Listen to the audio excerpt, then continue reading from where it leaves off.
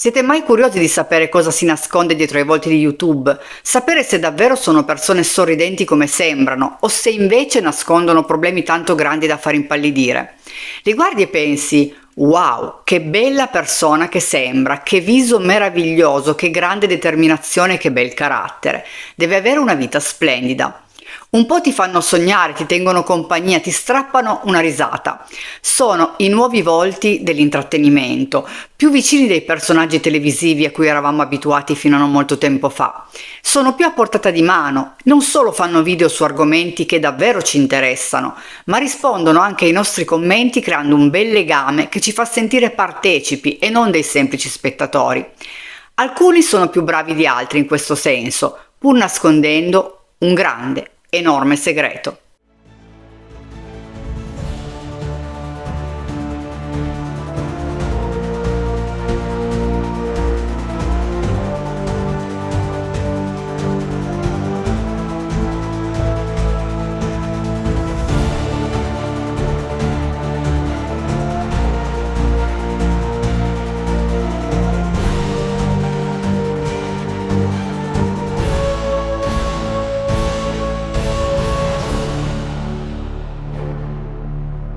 Buongiorno, benvenuti o bentornati su Ace Crime. Il caso di oggi è talmente assurdo che non lo dimenticherete mai.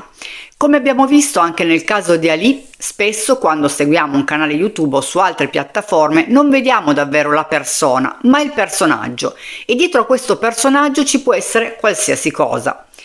Per noi è difficile capirlo, ci possono essere degli indizi, qualche piccolissimo dettaglio che riusciamo a cogliere, ma non esiste la certezza di aver capito davvero cosa stia succedendo nella vita di questa persona.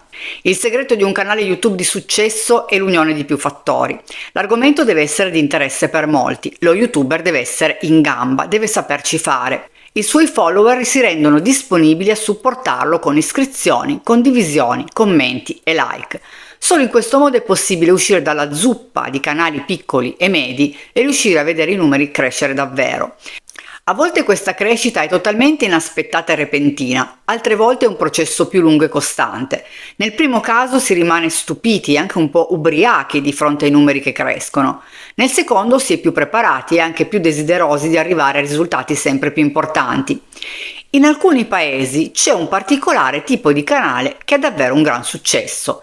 Il fulcro di questi canali è il mukbang. E voi mi direte: ma che caspita stai dicendo? Cos'è sta roba? Di cosa stai parlando? Ecco, adesso ve lo spiego. Il termine mukbang deriva dalle parole mokta e bangson. La prima significa mangiare e la seconda trasmettere. Nasce come tipo di video proprio in Corea del Sud all'incirca nel 2010. Da questo deriva quindi il mukbang watching, che è sostanzialmente il piacere di guardare una persona che mangia. Un particolare di questa tipologia di video è il fatto che il pasto dello YouTuber non è un normale pasto, ma è strutturato soprattutto sulla quantità. Milioni di persone osservano il mukbanger mentre mangia in modo esagerato qualsiasi tipo di cibo. A volte lo YouTuber segue un tema particolare, per esempio può strutturare i vari video osservando un certo filo conduttore. Una puntata può essere dedicata al cibo di strada, un'altra al cibo tradizionale, un'altra ancora ad alimenti di origine animale o vegani e via discorrendo. Ce n'è davvero per tutti i gusti. Questo tipo di video dal 2010 in avanti ha preso piede un po' in tutto il mondo. E voi mi direte: ma perché mai dovrei guardare una persona che si abbuffa? Per capire che cosa spinga le persone a seguire questo tipo di video bisogna innanzitutto parlare dell'isolamento sociale che in Corea è molto diffuso. Sono moltissime le persone che si ritrovano a mangiare da sole e che al momento quindi del pasto vanno su YouTube e si fanno tenere compagnia da questi creator. Sappiamo che il pasto, oltre a essere un momento per recuperare energie, per assecondare il desiderio piacevole del nostro gusto, è anche fatto di convivialità. E mangiare da soli ogni giorno può diventare per alcuni un appuntamento triste. Farlo guardando un mukbanger può affievolire questo senso di abbandono. In qualche modo è come se non fossero soli, come se in effetti quel pasto lo stessero condividendo con qualcun altro. Non c'è solo questo aspetto dietro al mukbang. L'aspetto fondamentale di ogni canale YouTube è anche quello di fornire un mezzo per evadere dalla realtà quotidiana. Quel pasto dunque diventa anche una sorta di zona sicura, lontana dalle preoccupazioni di tutti i giorni. Di mukbanger ce ne sono molti, ma alcuni riescono davvero a creare un legame fortissimo con i propri iscritti. Un altro aspetto importante, oltre alla quantità spaventosa di cibo che riescono a consumare, è il modo in cui lo consumano. È importante infatti che condividano la consistenza, il calore, il sapore del cibo che stanno mangiando, dando quasi l'impressione allo spettatore di percepire loro stessi quei particolari. Un'altra finezza è legata ai suoni e per tutti quelli che soffrono di misofonia un avvertimento: astenetevi da questi video.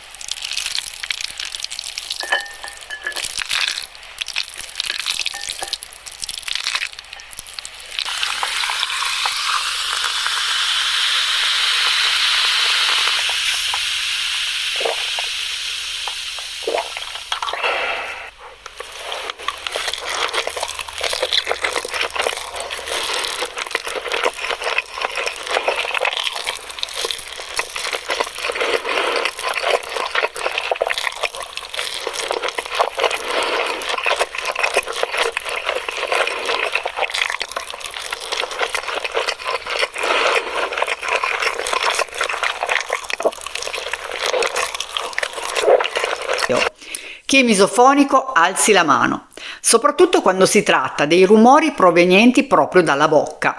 Dentro di me abita un killer che prende il sopravvento di fronte a chi mastica la gomma, qui da noi amorevolmente chiamata Chicles, tipo mucca al pascolo.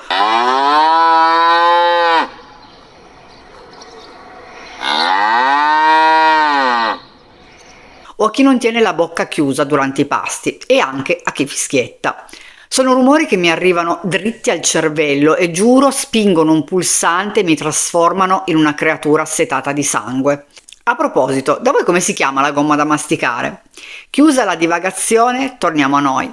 I microfoni utilizzati per il mukbang devono essere molto sensibili, devono amplificare frusci, rumore della masticazione, deglutizione, suono dei liquidi che vengono versati, ribollire degli alimenti nelle pentole e così via. Ogni suono cattura l'attenzione di chi guarda rendendo coinvolgente al massimo delle possibilità la performance.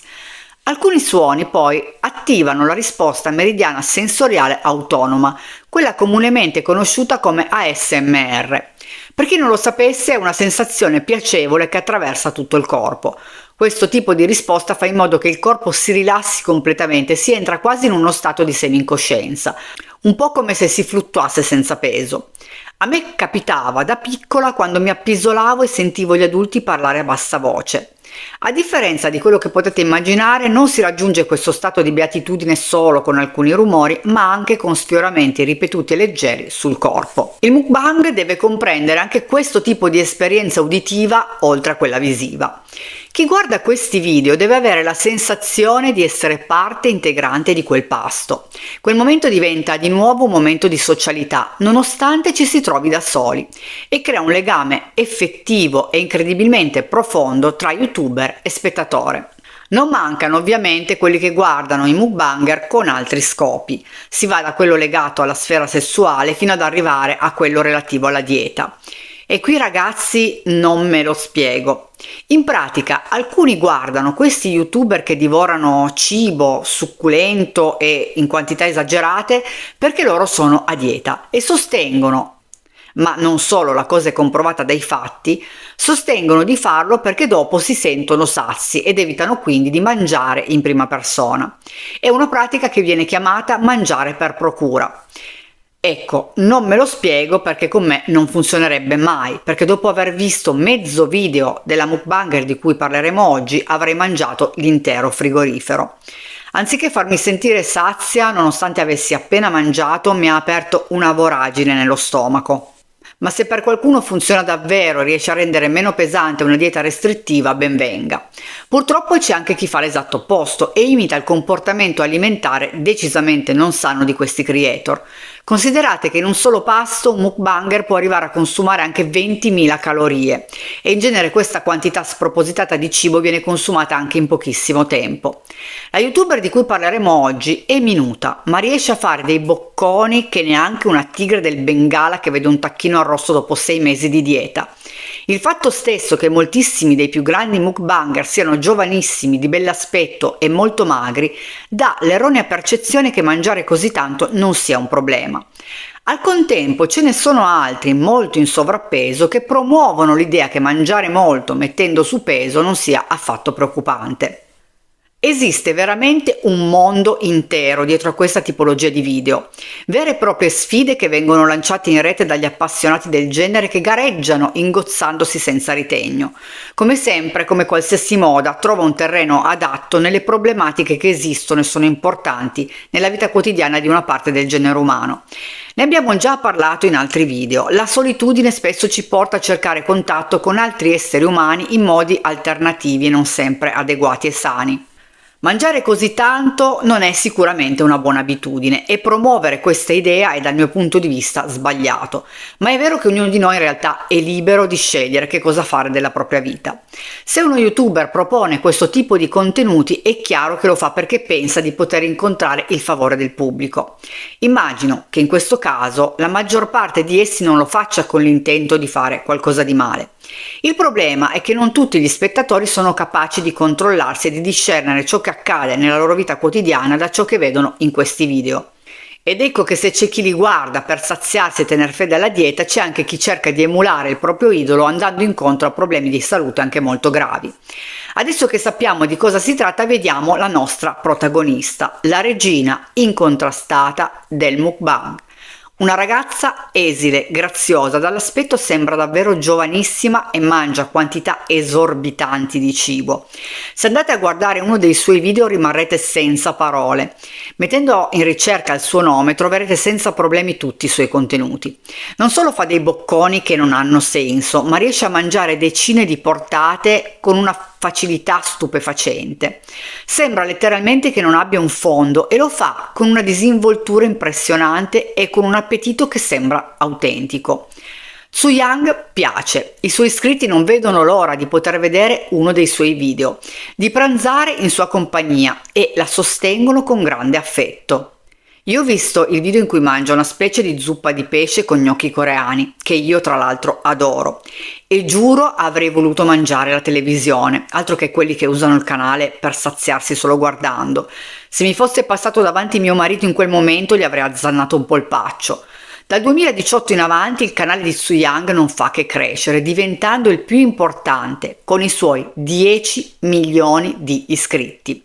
Ovviamente con questa notorietà arrivano grandi guadagni, sponsor, interviste, ospitate in televisione e tutto il resto. Su Yang sembra davvero aver dato una svolta inaspettata alla sua vita. Ha letteralmente creato un impero dal nulla. Ma naturalmente non saremo qua a parlarne se non ci fosse qualcosa di molto losco dietro. Nel 2020 succede qualcosa che inizia lentamente a scoperchiare il vaso di Pandora ed ecco che compare sul canale di Su Yang un video dal titolo Ti dirò tutto. La ragazza è chiaramente molto a disagio, si strofina di continuo le mani, la voce spesso trema, ha difficoltà a guardare la telecamera, come se provasse una grande vergogna. Con semplicità si mette a nudo di fronte ai suoi iscritti, spiegando che accetterà il loro giudizio, chiedendo loro perdono per non aver mai detto niente, per aver nascosto dei segreti, e si dice disposta a pagare per i suoi errori. Ma partiamo dal principio. Di cosa sta parlando esattamente Su Yang? La vicenda è intricata, per spiegare bene che cosa è successo dobbiamo iniziare da un altro youtuber. Tutti i nomi che userò sono quelli utilizzati sui canali dei vari youtuber e non sono necessariamente i loro nomi reali. È così che sono conosciuti ed è così che vengono riportati in tutti gli speciali dedicati a questa faccenda intricatissima. Akaro è un ragazzo che si occupa di criptovalute ed è amico di un altro youtuber di nome Quack. Sul suo canale Quack carica video un po' a caso su diversi argomenti. Possono essere esperimenti, recensioni su film o videogiochi, opinioni su questo o quel fatto. Ma la cosa interessante di Quack è che lo fa diventare particolarmente apprezzato e che racconta di come si prende cura della mamma che ha la demenza. JD Quack nel 2020 decide però di dare una svolta alla sua carriera entrando a far parte di un gruppo di cyber wrecker. Teoricamente questi youtuber identificati come cyber wrecker dovrebbero smascherare truffe e più in generale cercare giustizia per chi non è riuscito a ottenerla in altri modi. Detta così potrebbe sembrare un'organizzazione molto promettente con un intento lodevole. In realtà questa definizione è stata un pochettino travisata ed esasperata. Come qualsiasi altro youtuber, quello che vogliono alla fine è movimentare i propri canali, facendo crescere iscritti e visualizzazioni. E uno dei modi più semplici e più discutibili per farlo è cercare di dare notizie sconvolgenti e molto attuali. Per poterlo fare non si tirano indietro davanti alla possibilità di distruggere l'onore, la carriera, la reputazione di altri youtuber, di attori, di cantanti e più in generale di personaggi pubblici che ben si prestano a notizie scandalistiche che attirano milioni di curiosi. Quello che quindi comincia come qualcosa di positivo e al servizio del più debole diventa di fatto un covo di avvoltoi pronti a tutto, anche a diffondere bugie pur di trovare lo scoop in grado di far volare in alto i loro canali. Il termine stesso, mi riferisco a wrecker, è legato a quelli che in Corea si posizionano lungo le strade o gli incroci con il proprio carro attrezzi, ad attendere in effetti che si verifichi un incidente, in modo da essere i primi ad intervenire e quindi assicurarsi il lavoro. Qui in Italia forse si potrebbe paragonare a quello che succede nelle onoranze funebri, che spesso hanno legami con qualcuno all'interno degli ospedali e possono essere avvisati in caso di morte di qualche paziente. Non credo sia una pratica legale, ma so che è successo più di una volta. Ma tornando ai nostri JD Quack e Akaro, per riuscire a trovare sempre più modi per creare scalpore, purtroppo arrivano anche a inventarsi di sana pianta notizie e informazioni, con il risultato conseguente di diffamare gratuitamente personaggi più o meno famosi. Un altro dato importante è che tra di loro ci sono molti chiaramente misogini che trovano normale, persino gratificante, diffondere un serpeggiante odio verso le donne in generale. Akaro, oltre a conoscere JD Quack, conosce un altro youtuber di nome Underdog e, alla faccia dell'amicizia, Akaro decide di copiare l'intero telefono di Underdog sul suo computer, in modo da conoscere ogni suo segreto. Da qui inizia una catena di eventi che ci porterà a scoprire qual è il segreto di Soo-young. Il primo passo, la prima tessera del domino a cadere, è una foto che Underdog pubblica sul suo canale YouTube ed è una foto di Akaro in compagnia di sua moglie e di suo figlio. Perché lo faccia non è chiaro, ma tra questi pseudo amici pare sia prassi farsi le scarpe a vicenda senza grossi rimorsi. Forse vuole fargli avere qualche grattacapo familiare di proposito, ma non lo possiamo sapere con certezza. Akaro chiede immediatamente ad Underdog di togliere quella foto che gli sta creando numerosi problemi con sua moglie, che ha portato il figlio a essere preso di mira dai compagni di scuola. Underdog però, alla faccia dell'amicizia, si rifiuta categoricamente di dare seguito a quella richiesta. A questo punto Akaro, furbo come una volpe che si era fatto preventivamente una copia del cellulare di Underdog, inizia a scartabellare tra tutti i file e ne trova uno parecchio interessante. Quello che cerca è un modo per vendicarsi, chiaramente. Trova incredibilmente un audio che fa proprio al caso suo. Si tratta di una conversazione tra Underdog e un altro youtuber e stanno parlando di ricattare un altro creator. Stanno parlando di chiedere del denaro per mantenere un segreto. Akaro, che non fa parte dei cyber wrecker ma come abbiamo visto si occupa di criptovalute, decide di inviare quell'audio a un cyber wrecker. Lo invia a un tale Guyen Yok. Lui però nel momento in cui lo riceve non dà troppa importanza, perché proprio in quel periodo la prima notizia che tutti stanno seguendo è relativa a uno scandalo enorme che riguarda una terribile aggressione a una ragazzina delle medie. Non si parla d'altro e sono tutti in attesa di scoprire gli sviluppi. Il fatto è che Gu è molto preoccupato per come si stanno mettendo le cose, perché conosce personalmente alcune delle persone accusate di quell'aggressione. A un certo punto però, dopo qualche tempo, ascolta l'audio e si rende conto di essere di fronte a qualcosa che può effettivamente fargli comodo, perché non solo è un grande scoop, ma è anche un modo incredibilmente astuto di distogliere l'attenzione dalla notizia dell'aggressione che sta tenendo banco da troppo tempo. Non decide però di pubblicare lui stesso quella nuova storia, ma la invia a un altro youtuber di nome Kim. Prima però contatta l'agenzia di Xu Yang per chiedere denaro in cambio del suo silenzio. Nel frattempo, infatti, la mole di lavoro di Xu Yang è diventata enorme ed è stato necessario assumere collaboratori e formalizzare tutto quanto con un contratto. Un contratto che però non è per niente a suo favore. Lo youtuber a cui Gu manda l'audio non è un creator come gli altri. Quello che gli interessa di più ha a che fare con la politica. È un ultraconservatore con idee radicali, intransigente, dispotico di estrema destra. Quando riceve quell'audio capisce di aver trovato il modo perfetto per farsi notare e attirare milioni di follower senza alcuno sforzo. Tutto questo perché la persona ricattata è talmente popolare che smuoverà grandissime masse e provocherà un grande clamore. Chiaramente, se una persona è interessata a fare politica e ha bisogno di un escamotage di questo genere per attirare l'attenzione, significa che il suo valore in termini umani è pari a zero. Ormai siamo assuefatti a un tipo di politica che non è elegante, non è educata, non produce soluzioni, ma anzi cavalca l'onda del pettegolezzo, delle bassezze, dell'ignoranza. E fa specie rendersi conto che ormai non ce ne stupiamo neanche più.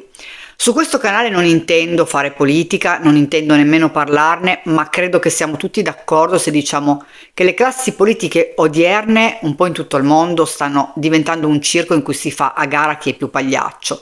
Mentre vogliamo rigore morale, un certo modo di fare, studi adeguati dall'avvocato a cui ci rivolgiamo, dal medico da cui ci facciamo visitare, sembra che il politico possa essere chiunque, fare qualsiasi cosa senza mai dover rendere conto a nessuno e senza mai curarsi di essere adeguato nei modi, nella forma e nel pensiero.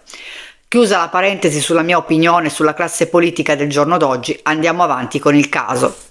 In Corea quindi non sono molto diversi dal resto del mondo e anche lì esiste un certo tipo di persona che vuole fare politica a tutti i costi, sfruttando notizie che nulla hanno a che fare con la politica stessa. La persona che viene ricattata in quell'audio ovviamente è Xu Yang. Ma qui dobbiamo aprire un'altra parentesi, perché ciò che Kim vuole fare non è denunciare i ricattatori o comunque stare dalla parte di Xu Yang, benché voglia comunque diffondere una notizia che per forza di cose la metterà in difficoltà. Quello che a lui interessa è che la notizia riguardi lei e abbia quindi una risonanza mediatica molto alta. E in ogni caso, se Xu Yang sta pagando questi ricattatori, è ovvio che abbia parecchi scheletri nell'armadio. Uno di questi la annienterà come donna perché ha a che fare con il suo passato e con l'aspetto sessuale. Non poteva capitargli niente di più appetitoso. A questo punto, in tutta questa confusione di youtuber che si passano quest'audio, entra anche un altro youtuber. Qua che in effetti è tra i pochi cyberwrecker che fanno effettivamente contenuti per smascherare veri criminali. E tra lui e Kim non corre affatto buon sangue. Perché quindi non prendere due piccioni con una fava, pensa Kim, che immagina di poter tirare dentro alla notizia anche lui. Adesso vi starete chiedendo per quale motivo questi youtuber stanno ricattando Xu Yang. Che cosa nasconde questa ragazza di così compromettente da spingerla a pagarli per il loro silenzio? È proprio quello che spiega Xu Yang nel video Vi dirò tutto, perché a un certo punto si rende conto che bisogna mettere fine a tutta questa situazione, e non solo. Xu Yang nell'anno 2017 conosce un ragazzo. Si è presa un anno sabbatico prima di ricominciare l'università e quella relazione le regala momenti di grande intensità. È molto gentile con lei, le fa complimenti, è affettuoso, ma non appena la relazione diventa effettiva lui inizia a maltrattarla. Xu Yang a questo punto non vuole più stare con lui e come giusto glielo dice. Secondo voi però un elemento del genere può accettare che lei vada per la sua strada? Ovviamente no. Lui, proprio per tenerla in pugno, evidentemente immaginando che un giorno o l'altro avrebbe voluto allontanarsi, ha fatto dei video dei loro rapporti intimi, ovviamente senza che lei ne sapesse nulla. E quando si accorge che Xu Yang vuole lasciarlo, le dice che non può farlo, perché altrimenti tutti quanti vedranno quei video, compresa la sua famiglia. E qui vediamo l'assurdità del mondo che ci circonda. Lei si vergogna terribilmente di questi video e posso capirla perché sono momenti intimi che nessuno, o quasi, ma qui si aprirebbe tutta un'altra discussione su quanto sia ormai sdoganata la volgarità, la mancanza totale di buon gusto, eccetera. Ma dicevo, nessuno vorrebbe mai che venissero diffusi. Ma chi dovrebbe davvero vergognarsi è chi ha girato quei video senza il consenso della ragazza e soprattutto che minaccia di renderli pubblici per obbligarla a stare con lui.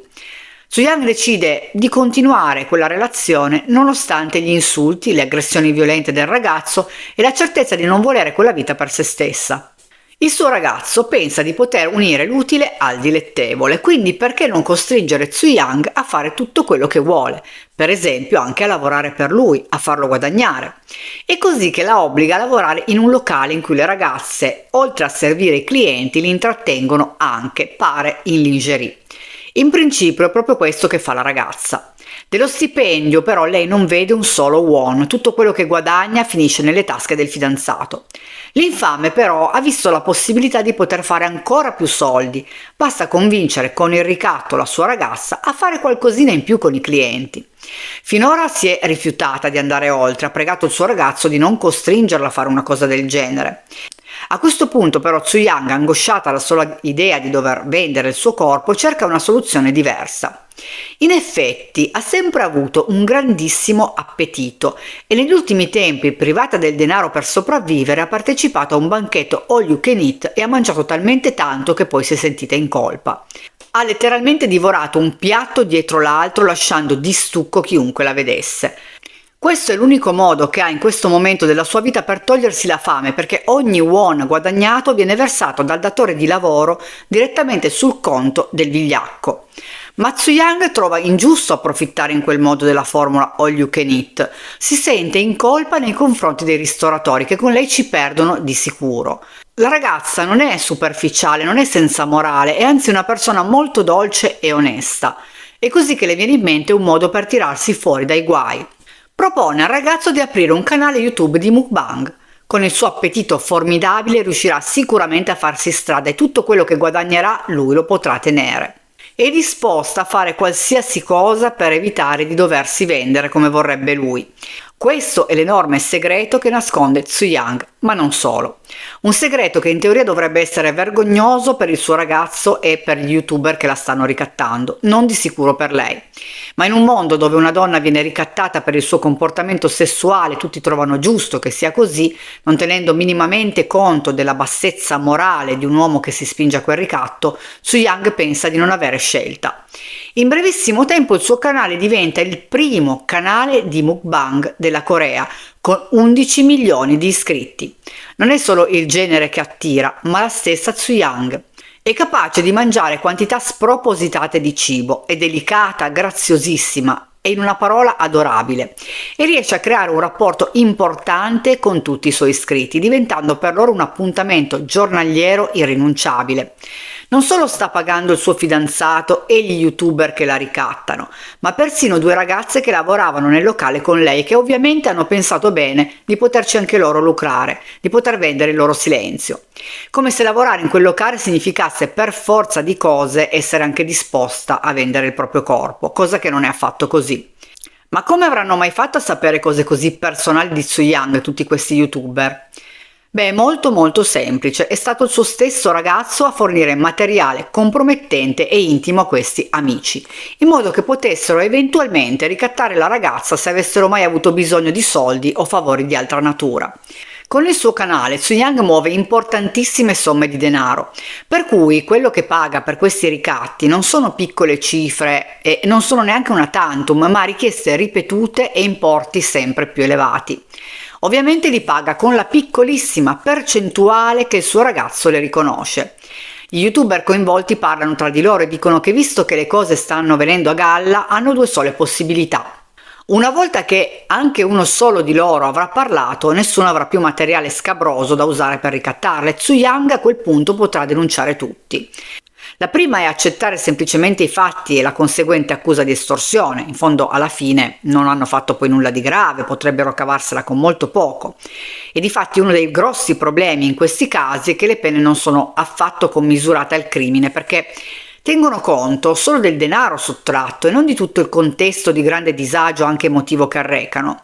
È vero che non hanno ucciso nessuno, ma hanno messo in atto un comportamento che in casi estremi potrebbe anche portare a decisioni tragiche. L'altra opzione che hanno questi geni del male è alzare la posta e chiedere ancora più denaro, in maniera da mettersi al sicuro per quando tutta quella faccenda sarà venuta alla luce e non ci sarà più nulla per cui ricattare Soo-young. Il canale di Tzu Yang è davvero molto redditizio e di sicuro lei non vorrà rischiare di perdere tutto quanto. Accetterà sicuramente di pagare. Tra le varie cose, nel 2020 salta fuori uno scandalo che coinvolge diversi mukbanger. Pare infatti che molti di loro pubblicizzassero dei prodotti senza però dichiararlo apertamente, soprattutto ricevendo pagamenti in nero. Anche Tzu Yang viene citata tra questi youtuber colpevoli di pubblicità occulta e di entrate non dichiarate. Lo youtuber che smaschera questa colossale truffa si chiama Gu, ma a un certo punto fa marcia indietro e decide di girare un video insieme a Tzu Yang dove si scusa per averla citata ingiustamente. La cosa strana di questo video è che Tzu Yang non risulta per nulla compiaciuta, ma anzi tiene la testa chinata sul petto, non riuscendo mai nemmeno a guardare in faccia Gu. Ma perché Gu ha deciso di scusarsi con Tzu Yang?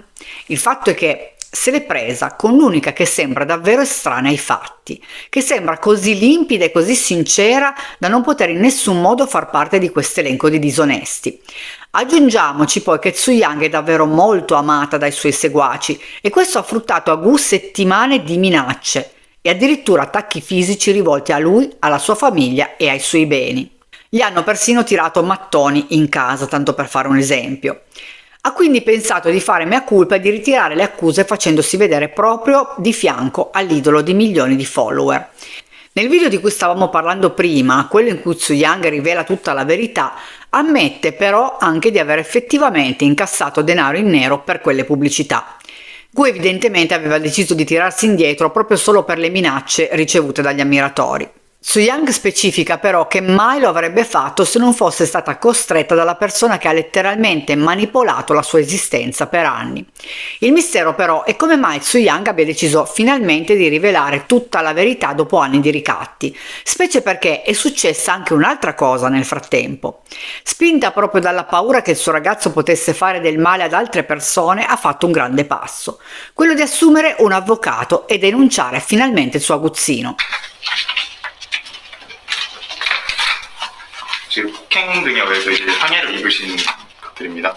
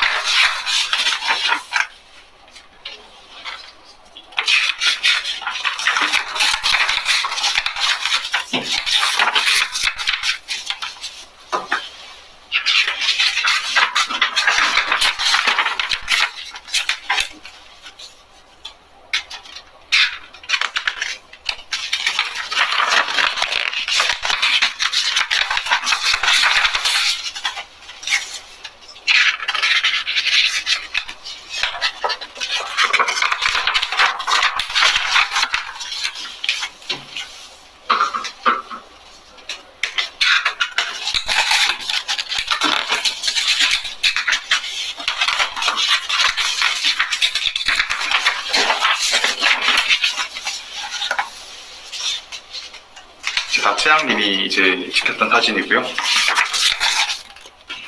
네, 일단 이 정도로만 일단 보여드리도록 하겠습니다. 범죄 일람표를 보여드리면 좋을 것 같은데. Dopo anni in cui appariva nei video con evidenti lividi su collo, braccia, sulle gambe, in cui quasi tutti gli introiti venivano razziati dal suo ragazzo, ha trovato finalmente la forza di dire tutto solamente quando lo stesso ragazzo ha iniziato a minacciare di morte non solo lei, ma i collaboratori che da qualche tempo lavoravano insieme a lei. L'idea che il suo silenzio potesse costare la vita o anche solo la serenità delle persone che erano entrate a far parte del suo team era per lei inaccettabile.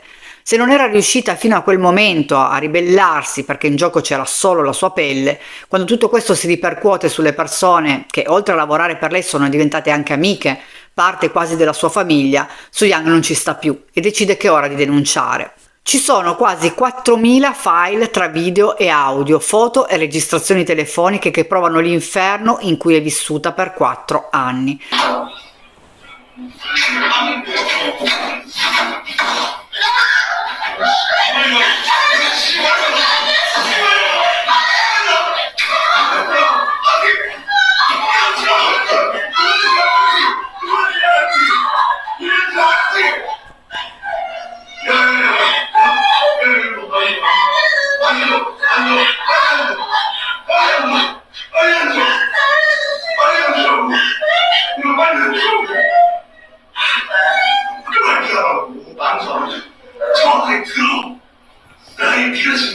놀자. 다리가 들어. 얘기를 해야 내가 안 들어.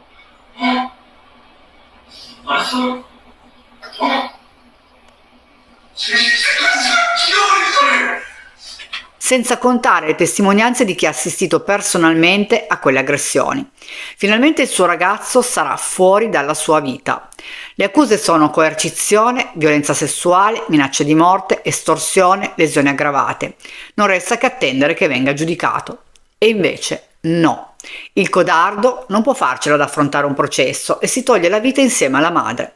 Non credo per la vergogna, perché c'erano già molte persone che sapevano che quello che faceva, ed era stato lui stesso a passare certe informazioni compromettenti agli youtuber che ricattavano Tzu Yang, così per aggiungere ancora un po' di angoscia a questa ragazza. No, credo che lo abbia fatto perché non voleva pagare per i suoi crimini, non voleva perdere tutti i soldi incassati e finire in carcere. Potrebbe essere finita qui. Tzu Yang è finalmente libera e quel maledetto del suo ragazzo è uscito di scena. Invece c'è ancora qualcosa che devo raccontarvi. Alla redazione del canale di Tzu Yang arriva una richiesta curiosa. Un uomo chiede se la ragazza possa pubblicizzare un suo prodotto gratis, una specie di deodorante per ambienti o una specie di purificatore. La redazione però non è molto convinta, perché quel prodotto non c'entra niente con il canale e poi non si capisce perché pretenda una pubblicità gratuita. L'uomo allora, tale Choi, rivela di avere informazioni imbarazzanti su Tzu Yang e che a loro conviene pagarlo se non vogliono che riveli tutto quanto. Choi potrebbe essere un altro youtuber e invece non è così. Choi è l'avvocato del defunto fidanzato di Tzu Yang ed era stato proprio quest'ultimo a fargli avere tutti i video e le informazioni che avrebbe potuto usare contro di lei. Ma in realtà fa di peggio. Dice che nel testamento del defunto pusillanime c'era proprio un'esplicita richiesta, quella di rendere pubblici tutti i segreti della ragazza. Uno dei segreti di cui parla riguarda il fatto che Tzu Yang sia stata per anni schiavizzata dal suo ragazzo. E io sono senza parole. Questo semmai dovrebbe mettere in cattiva luce l'ignobile e non lei, ma a quanto pare lui pensa che tutti gli abusi di cui è stata vittima siano vergognosi per lei e non per lui. A questo punto Tzu Yang ha sul suo libro paga diversi ricattatori. Si è liberata del suo ragazzo e non è mai stata costretta a dire pubblicamente cosa fosse successo nel suo passato. Ma adesso, stretta nella morsa tra l'avvocato Choi e gli youtuber, si rende conto che non può più chiudere gli occhi. È una scelta molto difficile. I suoi iscritti potrebbero odiarla, potrebbe perdere tutto, ma non ha alternative, bisogna dare un colpo di spugna. In questo video appare davvero turbata, molto a disagio.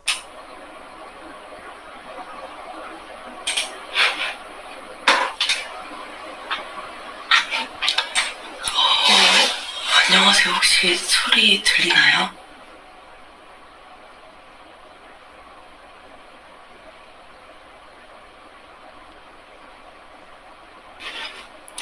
그리고 제가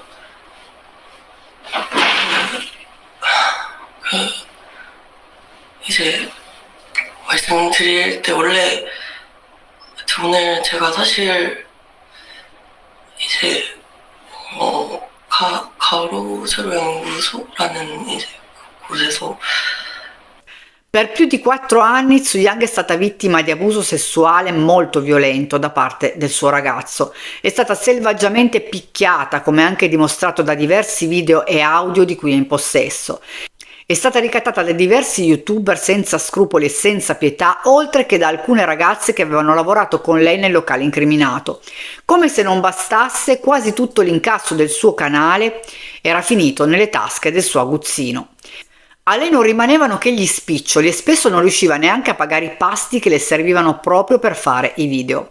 Tolto il denaro che doveva sborsare per pagare i suoi ricattatori, ciò che rimaneva era davvero poco. A questo punto ovviamente i follower si chiedono se Tzu Yang continuerà con la sua carriera di mukbanger. È lecito chiedersi se lo faccia con piacere o se invece sia stata tutta una recita. Tzu Yang però li rassicura su questo, perché lei ama fare mukbang e non li abbandonerà se loro saranno disposti a perdonarla per le bugie e per la disonestà. 일단 고기가 보시면은 진짜 엄청 큼직큼직해요.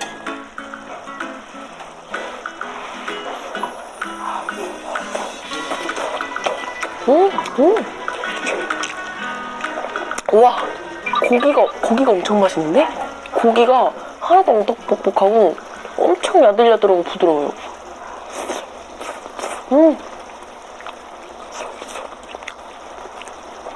와, 고기가 너무 맛있다.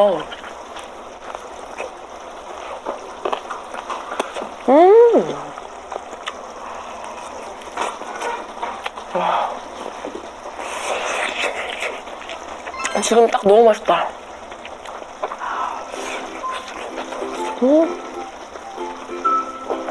와, 고기 지금 완벽하게 잘 익었다. 어째 닭이 좋은 건가? 그 닭가슴살 막 그런 거는 막 결이 느껴지나요? 그런 결이 안 느껴지고 탱탱해요. Si rimette completamente al giudizio e al buon cuore di chi la segue e quello che succede è che i suoi follower la sostengono, le dimostrano quanto sia importante per loro, ma soprattutto le credono e perdonano ogni cosa, ammesso che ci sia qualcosa da perdonare. In fondo non ha mai fatto davvero niente di male, anche il fatto di aver incassato soldi in nero non è realmente una sua colpa, visto che dietro a ogni scelta pubblicitaria del canale c'è sempre stato il codardo. Ha solo taciuto delle scomode verità che la vedevano però come vittima e non certo come criminale. Io penso che in qualche modo la sincerità si veda, anche se esiste un muro invalicabile tra noi e il personaggio che seguiamo. Prima di raggiungere la consapevolezza che era davvero necessario parlare a cuore aperto di fronte a tutti, anni prima di girare il video confessione, Soo-young aveva provato a convincere il suo ragazzo a lasciarla andare. Come contropartita gli aveva promesso di dargli fino all'ultimo centesimo, non avrebbe più tenuto per sé neppure la misera percentuale che lui le aveva lasciato. Ma la sua risposta era stata lapidaria e senza possibilità di altre contrattazioni. Se sei diventata così famosa, se fai la mukbanger, è solo per merito mio. In fondo se hai preso la decisione di aprire questo canale è solo perché ti ho messo di fronte a una scelta e tu, proprio per evitare quella prospettiva, ti sei fatta venire in mente questa possibilità. Senza di me non ci avresti mai pensato, motivo per cui sono stato io a crearti, i tuoi soldi sono miei e non solo oggi, ma per sempre. Poco prima di denunciarlo, Soo-young aveva capito che se non avesse trovato il coraggio di farlo, lui avrebbe fatto qualcosa di terribile. Il fatto è che ormai era troppo famosa, troppo potente da un punto di vista mediatico e lui cominciava a temere di perdere la presa su di lei. Diventare sempre più violento e minaccioso era il solo modo che aveva per mantenerla nel terrore, per fare in modo che lo assecondasse. Ma sapeva, intuiva che Soo-young stava cambiando, stava diventando più sicura e sempre meno isolata. Se avesse davvero deciso di dargli il ben servito, a quel punto non avrebbe più avuto alcun ostacolo, forse neppure rivelando i famosi segreti che lui custodiva. Per questo ai pugni, ai calci, agli schiaffi, alle violenze sessuali aveva aggiunto minacce di morte rivolte a lei, alla sua famiglia e ai suoi collaboratori. E lei stessa a dire che dopo tutti quegli anni era come se non riuscisse più a provare nulla. Non le importava nemmeno più di essere picchiata o abusata. Ormai si era rassegnata, aveva raggiunto una sorta di insensibilità completa a tutto quanto. Ma vedere il suo torturatore prendersela con i suoi amici, con la sua famiglia, era troppo. Non c'era più modo di arginare la sua furia se non quello di metterlo con le spalle al muro, uscendo dall'atmosfera di terrore e denunciandolo. Il video chiude definitivamente un capitolo della sua vita che mai avrebbe voluto attraversare e poi lo deve a chi la segue. L'affetto che riceve la ripaga per il dolore fisico e psicologico che ha affrontato ogni giorno prima e dopo aver girato i suoi video. Il video confessione che pensava potesse essere la sua fine è invece un successo inatteso. 200.000 nuovi follower si iscrivono al suo canale nel giro di un solo giorno. Prova vergogna mentre parla, convinta davvero di aver fatto qualcosa di male. Ma Soo-young ormai è davvero libera ed è diventata più forte e determinata di prima. La macchina della giustizia procede, anche se il suo peggior nemico ha preferito la morte. Gu Yeon-hyuk, il cui vero nome è Lee Yoon-hee, l'avvocato Choi Kwak, il cui vero nome è Gyeong-gun-in, non lo so, lo youtuber Caracula, vero nome Lee Si-wook, vengono accusati di ricatto ed estorsione. Gu viene condannato a 3 anni di reclusione, l'avvocato Choi a 2. Un ulteriore ricattatore ha dovuto versare 5 milioni di won. Nessuno di loro ha dimostrato un'ombra di pentimento per ciò che hanno fatto.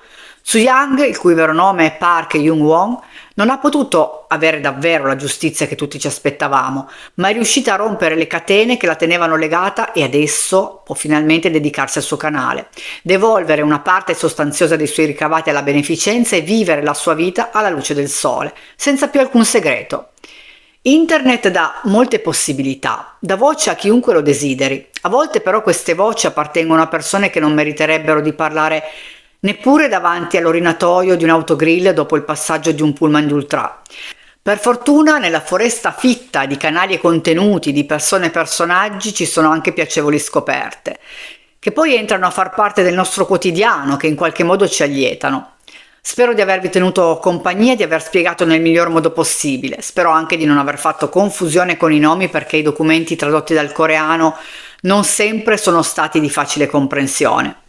Se avete apprezzato ricordate di mettere un like, di iscrivervi al canale e di condividere. Non dico di volere il successo di Zuyang, anche se forse potrei provare a mangiare un intero barattolo di Nutella e vedere come va, ma il motto è verso l'infinito e oltre e molti dei risultati dipendono proprio da voi, miei cari. Come sempre vi ringrazio e vi aspetto nei commenti. Un abbraccio a tutti e a presto. Tirare milioni di follower. Sembra un battitappeto. Compra il follower. Non avrai mai più problemi di briciole e acari della polvere col follower. Ma ce la posso fare?